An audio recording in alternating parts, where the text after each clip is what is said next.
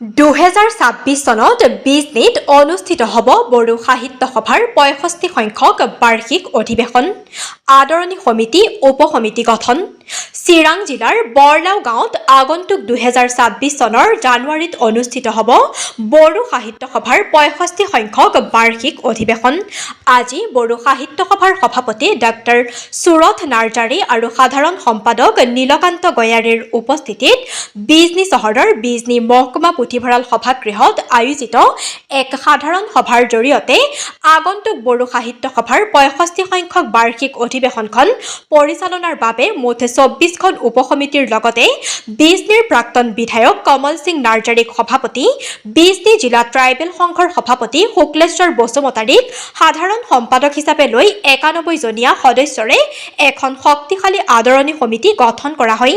এই সন্দৰ্ভত বড়ো সাহিত্য সভাৰ সভাপতি ডাক্তৰ সুৰথ নাৰ্জাৰীয়ে সংবাদ মাধ্যমৰ আগত প্ৰকাশ কৰা মতে বড়ো সাহিত্য সভাৰ প্ৰতিষ্ঠাৰ এইবেলি ৭৫ বছৰ অৰ্থাৎ হীৰক জয়ন্তী বৰ্ষত ভৰি দিব। বিগত 1952 চনৰ 16 নৱেম্বৰত বড়ো সাহিত্য সভাৰ প্ৰতিষ্ঠা হৈছিল চিৰাং জিলাৰ ৰনচাই ধামত। এইবেলি 65 সংখ্যক বাৰ্ষিক অধিৱেশন আৰু হীৰক জয়ন্তী উদযাপন উৎসৱ উপলক্ষে বিশিষ্ট অতিথিৰূপে নবেল বঁটা প্ৰাপকক নিমন্ত্ৰণ জনোৱা হ'ব বুলি প্ৰকাশ কৰে।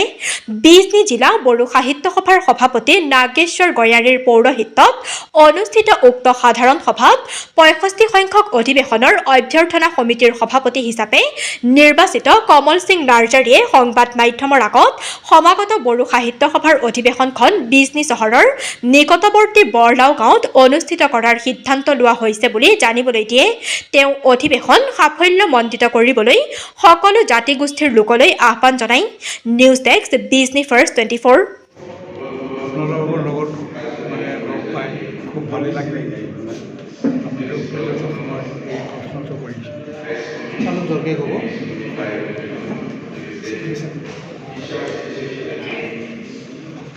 আমি দুজনে যে আমাৰ বড়ো সাহিত্য সভাৰ যিটো 65তম অধিৱেশন কৰিবলৈ ওলাইছোঁ, এইটো মই ভাবি খুব সুখী অনুভৱ কৰিছোঁ।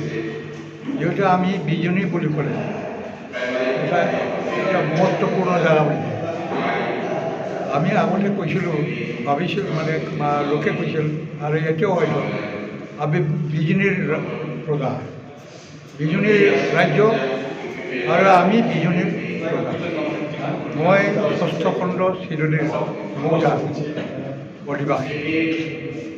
এতিয়া এই ঠাইত আহি আমি যে ক'বলৈ গ'লে প্ৰজা হিচাপে ৰাজ্যৰ পুৰণি ৰাজ্যৰ এটা ৰাজধানীত আহি আমি মহা আড়ম্বৰে আমি বড়ো সাহিত্য সভাৰ অধিৱেশন পাতিবলৈ সুযোগ পাইছোঁ, তাতেই মই আনন্দিত। আৰু এইকাৰণে আমাৰ এই অধিৱেশনটো গুৰুত্বপূৰ্ণ। বড়ো সাহিত্য সভাৰ এই 65তম অধিৱেশন বুলি নহয়, এইটোতো হ'বই। লগতে যিহেতু বড়ো সাহিত্য সভাৰ বয়স জন্ম ৭৫তম, গতিকে আমি প্লেটিনাম এনিভাৰ্চাৰী হিচাপে এইটো চেৰিমনি আমি পালন কৰোঁ। গতিকে দুটা বস্তু একেলগে সন্নিৱেশ হৈ আছে। সেইকাৰণে আমি বেলেগ বছৰ যিবিলাক পালন কৰি দিছোঁ, তাতোই যেন আমাৰ বেছ সুন্দৰ খুবভাৱে কৰিব পাৰোঁ, এইটো মানস আমাৰ আছে। কাৰ্যসূচী কি থাকিব? উল্লেখযোগ্য কাৰ্যসূচীৰ ভিতৰত আমি ভাবিছোঁ যে আমি যেনেকৈ কৰি আহিছোঁ সেইটো থাকিবই।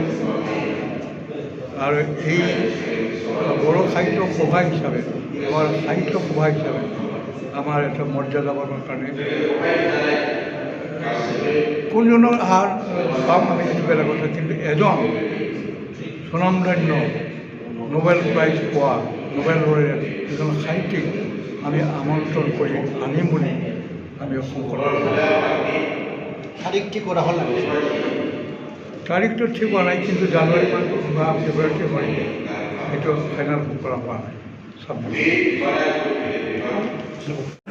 2026 চনৰ জানুৱাৰী মাহত হ'বলগীয়া নিখিল বড়ো সাহিত্য সভাৰ 65তম যিটো অধিৱেশন বিজনীত পাতিবৰ কাৰণে যোজা কৰা হৈছে।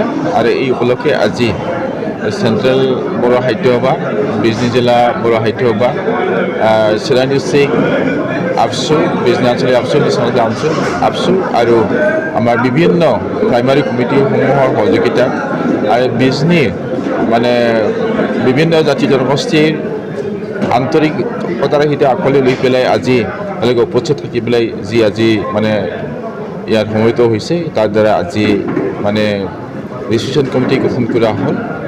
আশা কৰিছোঁ আমাৰ বিজনীৰ সকলো জাতি জনগোষ্ঠীৰ নেতৃবৃন্দসকলে আমাৰ এই ৰেজিষ্ট্ৰেশ্যন কমিটিক সহায় সহযোগিতা কৰিব। বড়ো সাহিত্য সভাৰ যিটো কনফাৰেঞ্চ 2005 চনত 44 এনুৱেল কনফাৰেঞ্চটো হৈছিলে, তাত আমি বিজনীবাসী ৰাইজৰ পূৰ্ণ সহযোগিতা লাভ কৰিছিলোঁ।